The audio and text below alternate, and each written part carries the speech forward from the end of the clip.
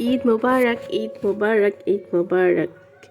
কে কোত্থেকে আমার ভিডিওটা দেখছেন আর কে কোথায় ঈদ করছেন অবশ্যই কমেন্ট করে জানাবেন। সো হ্যালো এভরিওয়ান, আসসালামু আলাইকুম। It's me Sumi from around by Sumi. আশা করছি সবাই অনেক ভালো আছেন, আমিও আলহামদুলিল্লাহ ভালো আছি।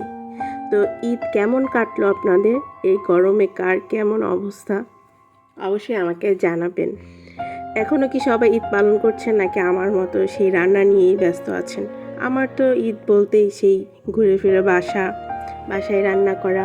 যদিও এই ভিডিওটা ঈদের না, এই ভিডিওটা অনেক আগের। আমি অনেক আগে থেকেই বেশ কয়েকটা ব্লগিং ভিডিও করে রেখেছিলাম, কিন্তু সেই ভিডিওগুলো আপলোড করা হয়নি। তাই ভাবলাম যে দেখি একটা ভিডিও আপলোড করে দেখি। এটা যদিও ঈদ স্পেশাল না, ঈদে কোনো ভিডিওই আমার করা হয়নি। তো ঈদে আপুরা কে কত সালামি পেলেন? আমি তো 1 টাকাও সালামি পাইনি। ইভেন আমার বিয়ের পর আমি কখনোই ঈদের সালামি পাইনি। এই জন্য মাঝে মাঝে মনটা একটু খারাপ লাগে, তারপরও নিজেকে মানিয়ে নিয়েছি। আর এখন সচরাচর একটা কথা শোনা যায় যে ঈদের আনন্দটা আর সেই আগের মতো নাই। কথাটা আসলে আমি একটু দ্বিমত পোষণ করব। আনন্দটা আসলে নিজের মাঝে। নিজেকে যতটুকু ভালোবাসবেন, দেখবেন যে জীবনের প্রত্যেকটা মুহূর্ত, প্রত্যেকটা সময় এত আনন্দদায়ী লাগবে।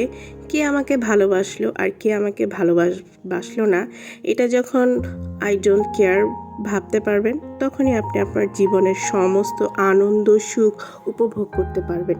এটা আমি আমার জীবনের অভিজ্ঞতা থেকে বলছি। যাই হোক, অনেক বড় বড় কথা বলে ফেললাম। তো ঈদে সকালবেলা ডেজার্ট হিসেবে কে কোন আইটেম রেখেছেন বলেন তো? আমার তো সবচেয়ে প্রিয় ডেজার্ট আইটেম হচ্ছে লাচ্ছা সেমাই। যত যাই থাকুক, লাচ্ছা সেমাই আমার লাগবেই, আর সেটা তো অবশ্যই ছিল। আর ঈদে যেহেতু আমরা ফ্যামিলি সদস্য খুবই অল্প, তাই ওইভাবে আহামরি তেমন কিছুই আয়োজন করা হয়নি। জাস্ট সাধারণ যে খাবারগুলো থাকে সেগুলোই। একটা মোস্ট ইম্পর্ট্যান্ট কথা আপনাদের কাছ থেকে শুনতে চাইবেন, আমিও বলতে চাই, আপনাদের ঈদে কে কত টাকা বাজেট রেখেছিলেন নিজেদের জন্য শপিং করতে? আমার তো অনেক বাজেট ছিল, 3 lakhs। আপনাদের কত বাজেট ছিল একটু জানাবেন? কয়েকদিন আগে যে একটা ভাইরাল টপিক হলো যে ঈদের বাজেট 2 লাখ 3 লাখ। আসলে আমার কথা হচ্ছে, আসলে কি এত টাকা লাগে একটা মানুষের ঈদের শপিং করতে, নাকি শুধুই শো অফ? তো আপুরা আমাকে অবশ্যই জানাবেন। এই তো ঈদ এভাবেই যাচ্ছে, আর রান্না বান্না, সংসার, বাচ্চা সামলানো, এটাই মনে হয় যেন আমাদের গৃহিণীদের কাজ। এইভাবেই সময় যায়, এইভাবেই সব কিছুই, জীবনের মুহূর্তগুলো এইভাবেই যায়। তো আজকের ভিডিওটা এই পর্যন্তই।